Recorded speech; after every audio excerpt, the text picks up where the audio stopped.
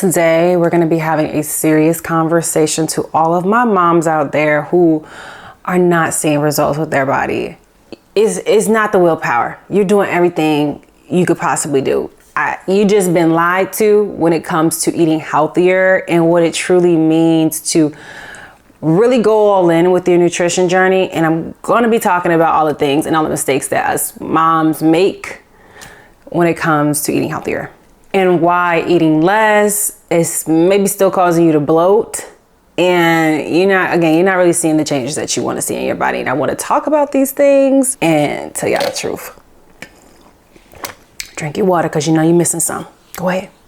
Go grab your water. Hey, girlie. If you're new to my page, my name is Coach Ty. I'm a nutrition, wellness, fitness, life coach, mama, boss, all the things, wifey.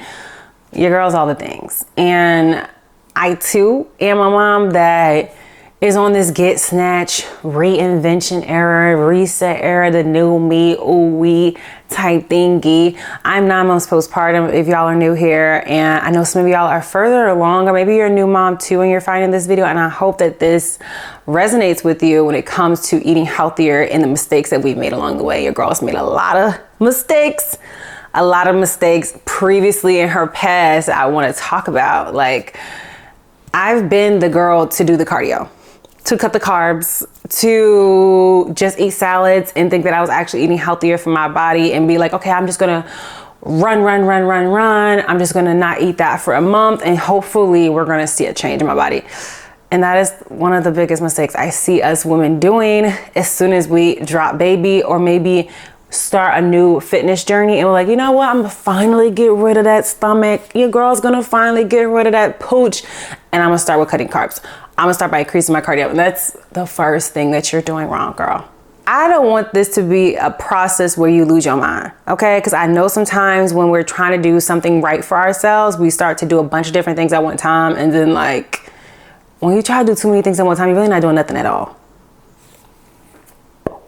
Bar. Most of y'all are stressed out. Most of you are overwhelmed. Most of y'all are anxious ladies because you have a lot on your plate. You're juggling family, you're juggling your home, you're juggling work, you're juggling your mental health, you're juggling trying to stay fine, be cute, do your hair, put some lip gloss on for the day. So now imagine cutting carbs on top of that. The thing that's supposed to give you energy, the thing that's supposed to make us like feel good, keep us happy, things like that, as the first thing that you think is going to actually help you. And it's like, okay, I'm gonna reel back real quickly. I got hair on myself. I want to reel this back just real quick.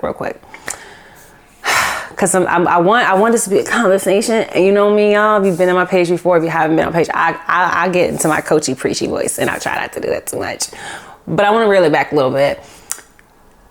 A lot of us are stressed and we're not attacking that part of us first, okay? And sometimes, like, I know we're trying to do our best. I know that we just want to feel good in our body again. And the first thing that we're told to is you need to stop eating. You need to cut your carbs. You need to stop eating that because that's why you're getting fat. That's why you're gaining weight. And it's just like, oh, that's a little bit much. That's a little far. You reaching now, girl. You really reaching. No, a lot of us just are under eating. To be honest, when you really look at your day, like, what are you having for breakfast? What are you having for lunch? What are you having for dinner? What are you having for a snack? Really look at that and be like, okay, wow, I had maybe 1.5 meals today. And then I thought I had such a hard day. So I decided to treat myself to a glass of wine or treat myself to some cookies that my husband left out on the counter. Like, you know what I'm saying? And it's just kind of like, to go in and be like, girl, I'm not gonna eat carbs this whole month and I'm gonna lose weight. It's like, no, that's not how it works. Now, I will tell you this. Sometimes reducing the amount of certain types of carbs like wheat, bread, y'all know I'm all about bloating and digestion on this page. So if you do cut back on your wheat, you may feel a little bit lighter, less bloated, because wheat can cause those types of reactions in certain women's bodies, right? If y'all don't know my story, I've struggled with IBS for years. So I've always struggled with IBS-C, so constipation, whoa. So I had to do a lot of deep diving into making sure that I only eat foods that work well with my gut, work well with my digestion, and not having a lot of wheat, switching over to sourdough, because that's a little bit easier in your digestion. Just regular white bread that you buy from the store, a little Sunbeam or Nature Valley. Don't buy that shit no more. Y'all should stop buying that. The only thing with sourdough is it doesn't have as much fiber as if like a Dave's Killer bread or something like that, but my body just can't break all that stuff down at one time without her digestive enzymes. And we talked about supplements in my last video, so y'all be sure to check that one out. Cutting carbs don't work long term, bestie. It don't work long term. It's cute and cool for like a week or something like that. If you just want to see how you're feeling, if you're testing out foods that you know you're like in the middle of, like maybe saying like you're working with your coach, maybe it's me, maybe it's their doctor, I don't know. But and you're like, I just want to start a food elimination diet just to figure out what foods are irritating me just for a little season. I always tell y'all it's really good to do that for a season to see what actually is going to work in your body. And you're like, okay, well, this is making me feel better without this particular carb. Okay, now I think about adding back in a different type of carb that's going to be better for your digestion, like sweet potatoes. Okay. All right, we could do some swapping. We could do a little bit of swapping. Maybe some basmati white rice, because basmati is actually easier in your digestion, just regular white rice and brown rice, because of the husk that's on the brown rice it actually is slower on your digestion, and it actually causes micro tears or whatever you want to call it. There's research on this. Google it yourself. I'm not going to leave. I know some people are really big on like fact checking stuff. So do your research on brown rice and the negative effects it has on your gut. And that's why a lot of people ask me, why do you eat white rice? It's just better for my digestion. Basmati rice specifically. Okay. Y'all know I'm a gut girlie. I would not steer y'all wrong. Okay. So yes, stop cutting your carbs. If you know that you're an overeater, you need to make sure that you're paying attention to what exactly are you overeating and how much you're overeating and the consistency of how much you're overeating it throughout your day. So essentially, what does that mean? We got to track our food, but that's the first mistake that you're doing is you're going right into something super extreme, like cutting your carbs, and you're already in a deficit. Which brings me to my second thing that we do wrong: eating less, skipping meals on purpose, like thinking that eating less food is going to make you lose the fat faster. Here's the thing. It's better for you to be more cognizant of your portions, if that makes sense. So it's not about eating less food. Like, okay, I'm going to eat less food and then I'm going to lose weight. Yeah, it's potentially that you can lose weight if that's in your genetics. I know so many women that eat less and gain weight. So many women that are eating less and then gaining more weight.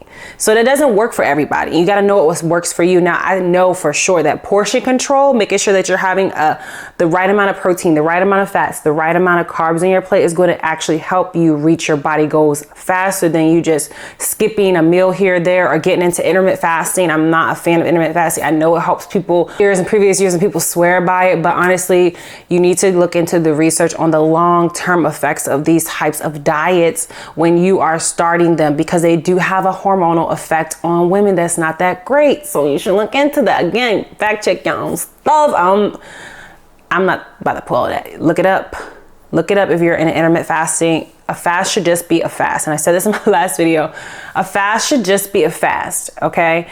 It should be for a little bit of time. A little bit of time. No, I would say no more than 30 days or 21 days really for a fast. It should be what it's for, an intentional spiritual fast, okay? That's what it's for. It's not for you to lose weight. It's not for you to shed fat. That should not be the way you're living your life. Because at the end of the day, somebody's gonna come around with a big bottle of wine or some cupcakes and you're gonna lose your shit. Or maybe that's just me. I'm gonna lose my shit. And you're gonna spiral backwards. It happens all the time. It happens all the time to people, and then you feel guilty, and then you feel ashamed, and then like, yeah, we ain't going into that. Okay, so eating less, stop doing it, my friend. Your body is hungry. Okay, your body's not broken, it's hungry, and you need to fuel her. I don't know, I'm a big coffee girly. Like, I love cafecito, okay? Like, I have to have my coffee in the morning to set the vibes, all the things for my day. Like, y'all know I love my cafecito. And if you don't know, now you know, okay? However, I'm gonna make sure that I have my water first. I'm gonna make sure I have my greens and my reds and my supplements first. I'll make sure I have everything I need to eat. My protein first, if I can get my protein first. It just depends. Sometimes I'll have a little sneak look, you know, look. I may have a little, you know what I'm saying? Before I dive into my eggs. But I'm gonna have my protein first for 95% of the time. My last video I told you I don't ever do it, but this I'm telling y'all, 95% of the time I'm having my protein, my supplements, my greens, my water before I'm ever touching that cup of coffee. And it's so hard. I'm not gonna hold y'all, it's so hard. But it's a practice, like anything else. It's a practice, it's a habit that you have to practice, because at the end of the day, if you're having your coffee first, it's gonna make you not feel hungry. You're just not gonna be hungry after you have your coffee. You're gonna be like, oh, well, my coffee filled me up. I'm good to go. And don't let you have a bagel with it or a muffin. You on your sugar high, okay? You're on your sugar rush for the day, and you're going to crash later because you feel good for a short amount of time, but then maybe 2 hours go by, maybe, let's say maybe 3. Before noon, right? Before noon, like around 11 or something like that. You're gonna be tired.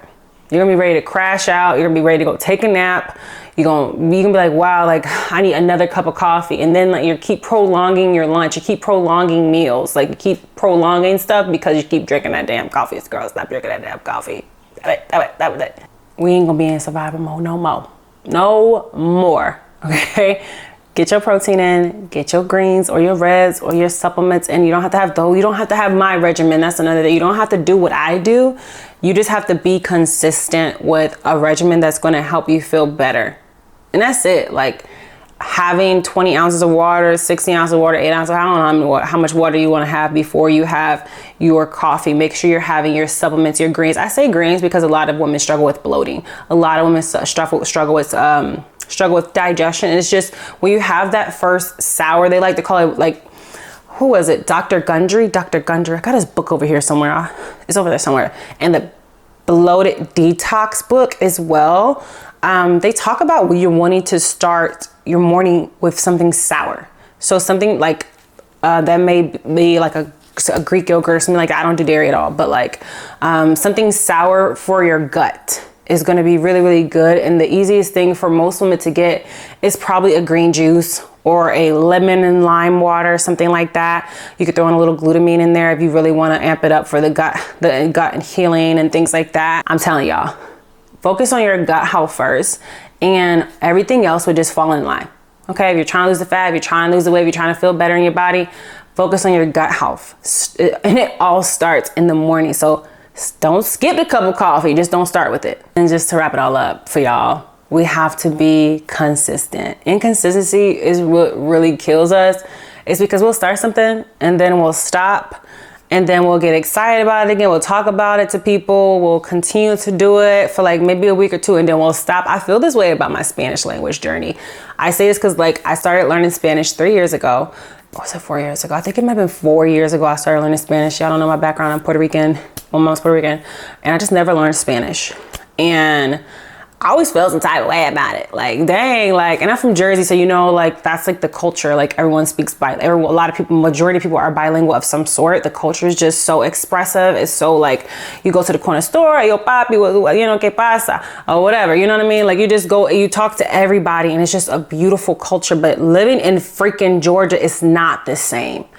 I'm not really around a lot of like Latinas in the sense of like, where I'm from, I guess you can say. It's like literally you're an outsider.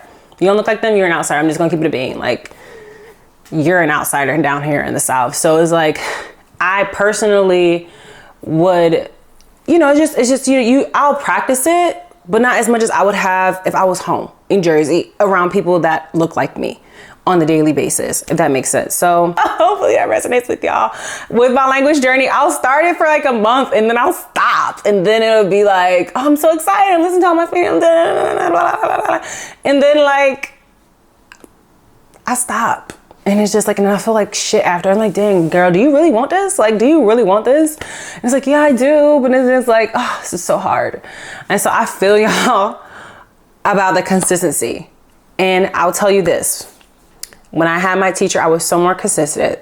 When I had my accountability, I was so much more consistent. So I always highly suggest like get accountability partner. It could be your friend.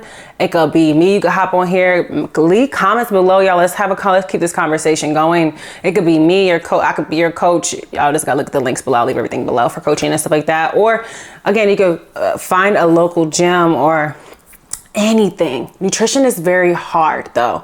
And I want to reel this back to nutrition because I can get sidetracked with the fitness aspect sometimes. But like, nutrition is difficult. So I always say, evolve your house. Like my husband, he's just getting back, like we're just getting back on track this week, I would say. So whenever he goes off track, it kind of takes me with him a little bit. And it never used to be like that until we had a baby. So having a baby, come on, y'all know, it really changes the dynamics of your house and how you operate. And we have to just know that we matter. Okay, we matter, you matter. You being healthy is what the house needs, you know? So it's just kind of like, it's not about this perfection. I think that's the hardest part. Is like, if we have a perfect picture of how we think it's supposed to look and it doesn't look like that. Like if I have my perfect picture, I'll be fluent already. I'll be outside talking, all this stuff, you know? But my español is broken. Rompió. Yeah. It's broken Spanish, you know, and that's just what it is. And I'm okay with that. I don't care. I mean, I care, but I don't care. But essentially, this is really about creating something that you can put on repeat. Okay, you can put this on repeat. Like you find your days where you're going to go to the grocery store, repeat. I'm doing it every week on Wednesday because that's when there's not a lot of people there. That's when the sales are up and popping at Aldi's. At least I'm giving y'all the gems. That's what the sales are at Aldi's if you shop at Aldi's. And yeah, and then like, furthermore, you just keep going from there. Like, okay, I'm buying the meals on this day. I'm gonna make sure I make at least one meal that night. For me, after I put baby down, I spend like an hour straightening up my house and cooking dinner every night. And then like, I just try to make enough in case I don't want to cook the next day. Batching out your foods, all those different things. And I don't want y'all to get caught up on all the minutiae of all the little details that I'm saying here. I just want you to know you have to make this fit into your life. It has to be realistic for it to actually work. And don't get hung up on the mistakes. That's why I wanted to end this with like a solution for y'all. I know that sometimes inconsistency is just a part of life. The ebbs and flows of this healthy lifestyle is like this. It's not like this. This helped you out today. Leave a comment below what you're going to get started with and what you knew was kind of a mistake that you knew you've been doing, but you've been doing it anyway because it just is easy and natural. For me, is a coffee one. It's a coffee one. But we all getting better. I'm excited about this Get Snatched series. I don't know which number this will be. I think this is video. I don't know. I don't know which video this is, but welcome to the Get Snatched series. We're getting snatched this season, and it starts with not just our fitness. It starts with our mindset, how we feel emotionally, and our body, and all the things in the tea. I guess.